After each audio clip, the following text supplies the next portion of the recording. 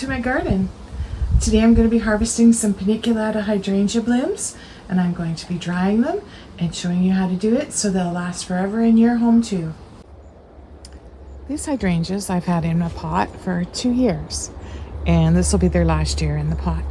And this is Quick Fire Fab, and it's a beautiful, beautiful pinkish red. And I'm going to harvest them for inside my house.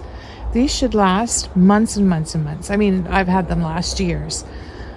So the first thing that I'm going to do is I'm going to cut the stem, and I'll show you what I'm doing.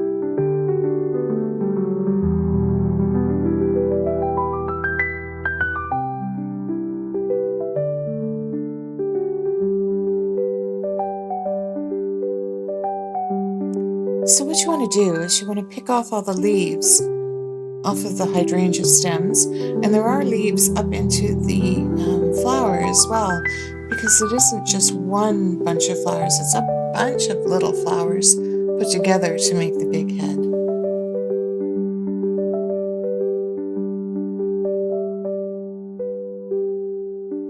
Have your jar ready, or your vessel, whatever you're going to use to put the hydrangeas in.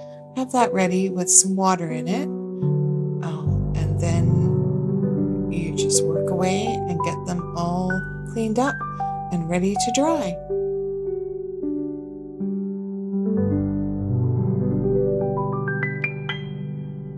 The hydrangeas will suck up a lot of the water, and it'll take a couple of weeks, and they will be perfectly dry, and they'll be in the same condition as they are now. What a wonderful way to preserve summer in your house.